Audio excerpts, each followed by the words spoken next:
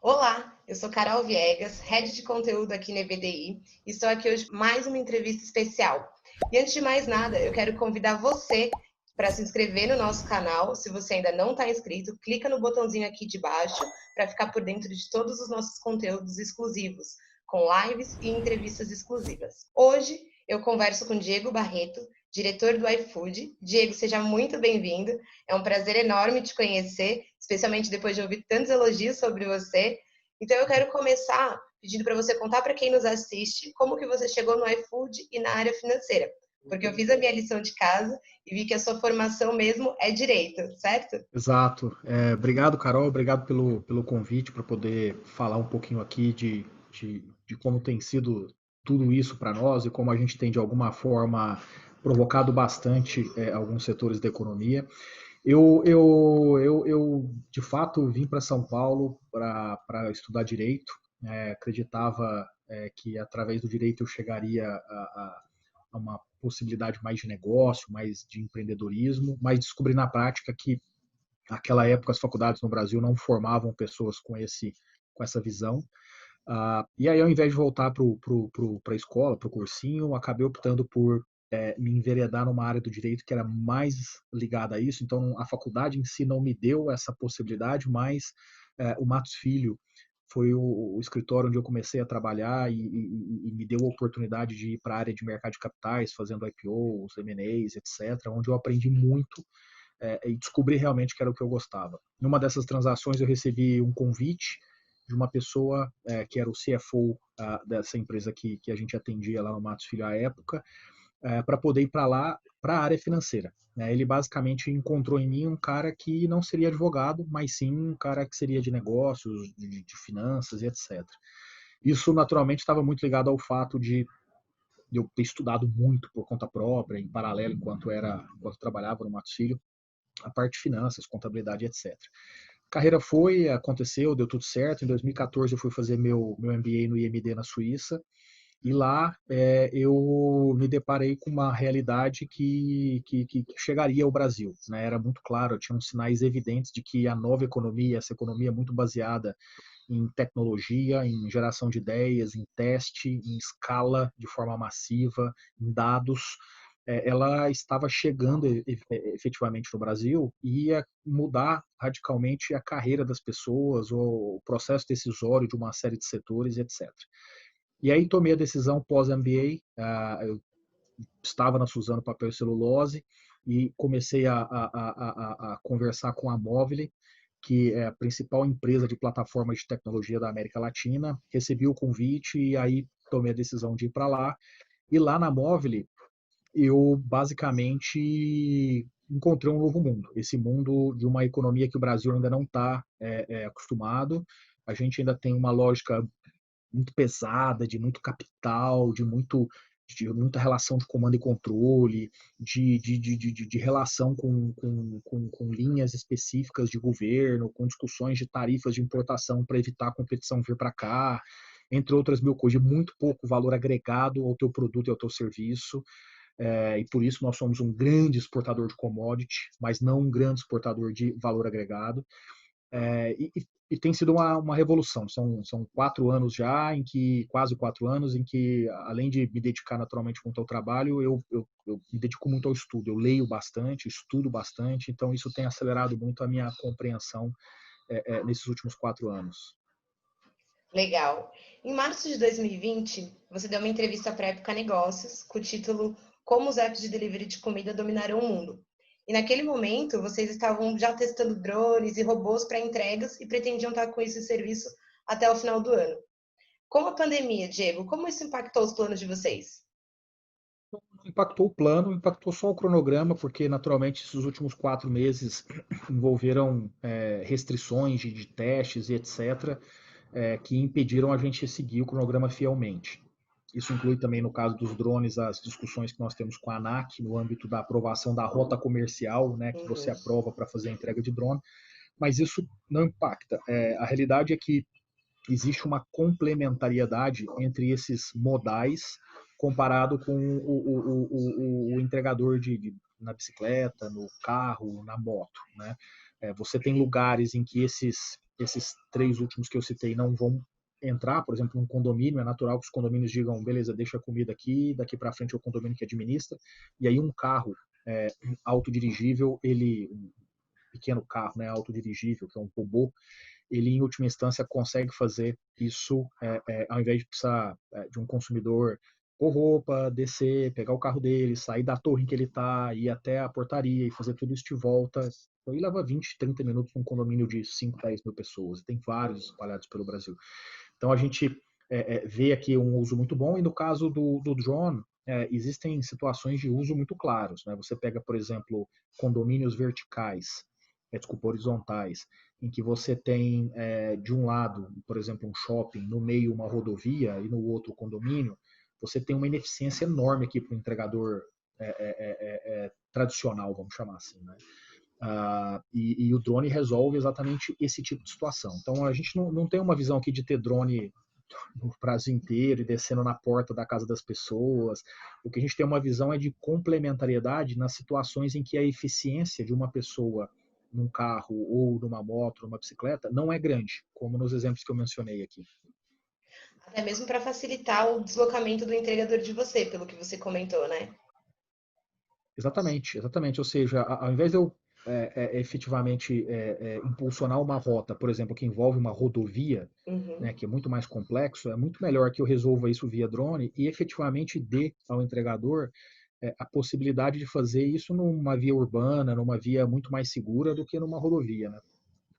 Legal. Ainda nesse período de pandemia, os apps de delivery tiveram um crescimento de demanda e imagino que com vocês não foi diferente. Como foi lidar com isso? Para a gente, assim, o iFood é uma empresa que cresce, esses 4 anos que eu estou aqui na Móvel, que eu cheguei no grupo Móvel, o iFood cresce 100% ao ano. Então, você pegar 4 meses e acelerar um pouco esse crescimento, ele não muda radicalmente a tua rota, né? É diferente para quem está acostumado a crescer 10, 20% ao ano, e aí você adiciona mais 5, mais 6, mais 10% de crescimento, você aumentou em 50, 100% a tua taxa de crescimento. Então, isso é realmente algo grande. Para nós não tem esse efeito. O efeito para nós Hum. aqui é efetivamente um aumento, porque as pessoas estão mais em casa, mas, de novo, dentro de um bolo de 100% de crescimento, isso não muda radicalmente. Do ponto de vista de processo, a empresa é uma empresa digital, uma empresa que nasce com uma cabeça de processos escaláveis, flexíveis, adaptáveis, em que trabalhar dentro de um código resolve muita coisa muito rápido. Então, para nós, do ponto de vista de processo, não teve grandes adaptações também. A escala para nós é um negócio bem administrável, né? Acho que o que teve mais foi compreender comportamentos diferentes. As pessoas em casa estão se comportando um pouco diferente, o restaurante está se comportando diferente, o entregador está se comportando diferente. Então, esse processo de empatia para entender esses novos comportamentos durante esse período é o que foi o mais relevante para nós aqui, porque isso permitiu a gente fazer alguns ajustes de comunicação, alguns ajustes de gerenciamento de expectativa, alguns Uhum. ajustes de ferramenta que davam mais tranquilidade em função de tudo isso que a gente está vivendo, entre outras coisas. Mas eu diria que no cômputo de tudo que aconteceu, a operação reagiu com bastante tranquilidade e o próprio crescimento também.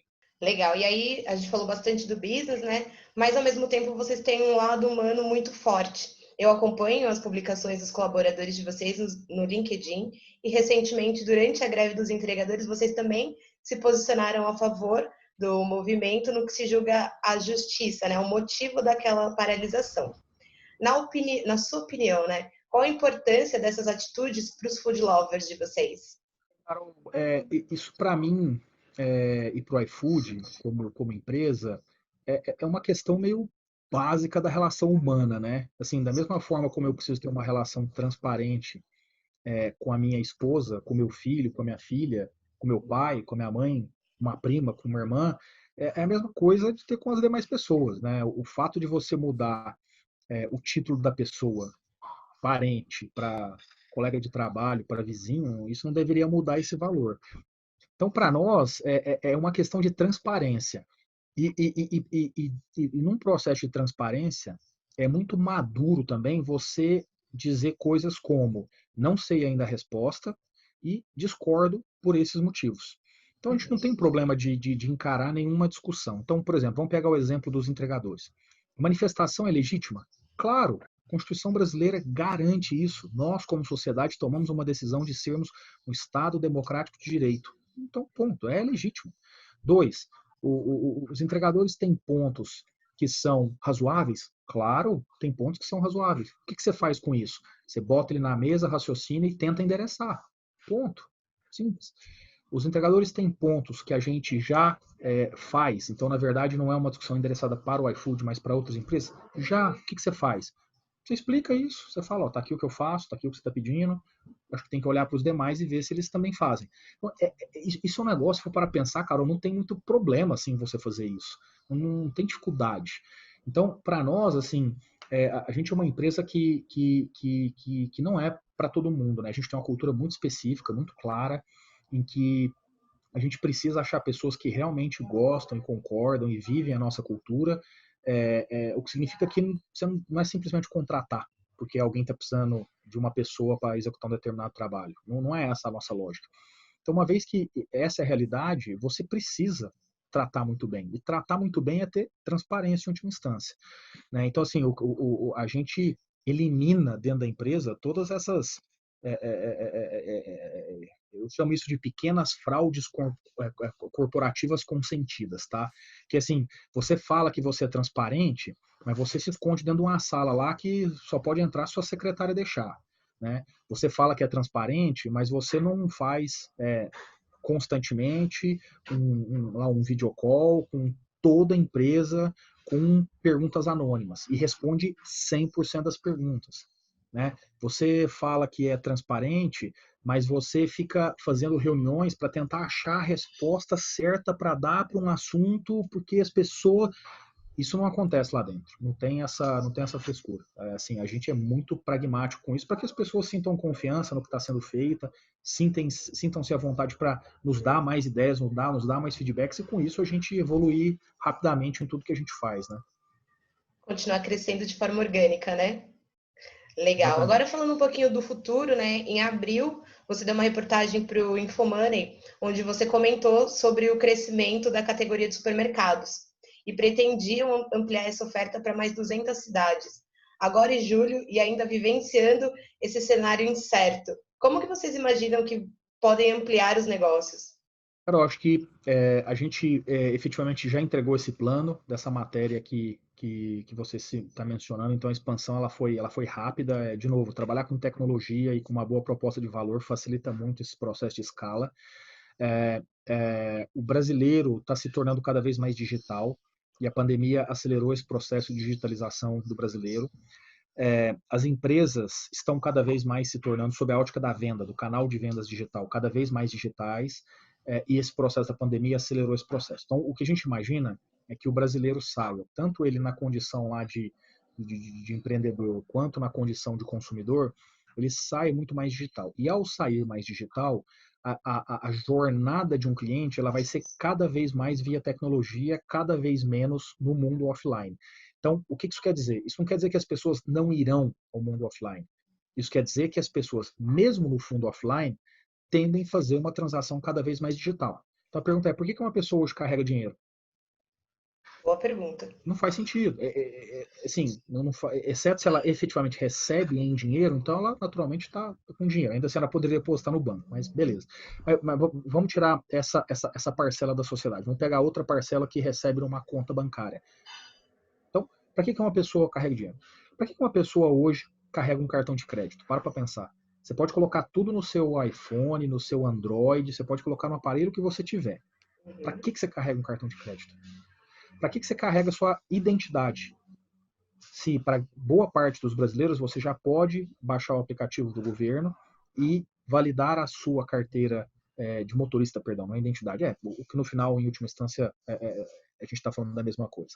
Mas a carteira de motorista, você já pode. Então eu te faço uma pergunta: por que uma pessoa que pode, num celular, ter cartão de crédito e identidade precisa de uma carteira?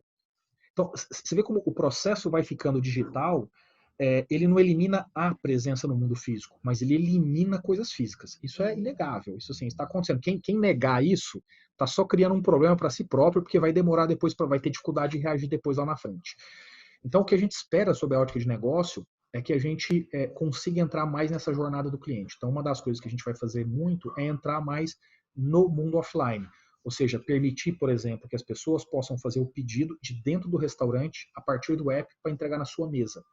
Então, isso faz com que as pessoas, aquelas preocupadas, por exemplo, com o coronavírus, não tenham que pegar no cardápio, não tenham que pegar na maquininha, e etc. Pessoas com pressa, não precisam pegar uma fila para fazer um pagamento. Pessoas que querem privacidade naquele momento, porque, sei lá, estão tendo uma discussão importante ali na mesa, não querem ser interrompidas. Não precisam pegar um cardápio, falar com o garçom, chamar o garçom de novo, enfim, você pode fazer tudo. Então, esse processo de digitalização da jornada é o que a gente acha que vai ser o próximo grande passo. Legal. Diego, estamos chegando ao fim do nosso bate-papo e eu queria te pedir uma mensagem de otimismo para os executivos de setores da economia que podem se espelhar nos apps de delivery, né? Que dica que você dá para essas pessoas? Cara, a grande dica que eu dou é fazer uma reflexão muito forte sobre se você realmente é uma empresa tecnológica e digital e de inovação. Via de regra, qualquer empresa vai dizer que sim. Isso é um dos grandes erros cometidos nesse país. Tecnologia, ser uma empresa tecnológica, ser uma empresa digital, ser uma empresa inovativa, não é comprar tecnologia e integrar na sua empresa. O fato do meu pai ter um telefone, um smartphone na mão dele, não significa que ele entende de tecnologia. Então, o fato dele ter um smartphone não implica que ele entende de tecnologia, implica que ele usa tecnologia. São coisas completamente diferentes. Eu acho que é essa a grande reflexão que fica. A reflexão que o brasileiro, o empresário, o executivo precisa fazer nesse momento é: por que eu não sou uma empresa tecnológica ainda? O sucesso das empresas de delivery de comida, o sucesso das empresas de varejo, como o Mercado Livre, Magazine Luiza, o sucesso destas empresas, o sucesso do Nubank, entre outras várias empresas que eu poderia citar aqui, é por uma coisa só, porque eles reconhecem a tecnologia como uma fonte de vantagem competitiva, uma fonte de agregação de valor. E o brasileiro, via de regra, faz isso. Ele se chama de tecnológico, ele se chama de digital, ele se chama de inovador, mas na prática o que ele faz é comprar coisa fora e agregar na sua empresa. Só que quando você compra, eu também posso comprar. Qual a diferença minha e sua? Nenhuma. Voltamos para a discussão de commodity. Exatamente. Bom, Diego, muito obrigada pelo bate-papo. Tenho certeza de que quem assistiu a entrevista até aqui pôde entender como a iFood se posiciona frente a assuntos da atualidade e compreender melhor o que vocês planejam para o futuro. Nós continuaremos a nossa conversa num próximo vídeo, agora sobre empreendedorismo e economia colaborativa. Então, se você ainda não se inscreveu, se inscreve e acompanhe as nossas entrevistas. E até a próxima!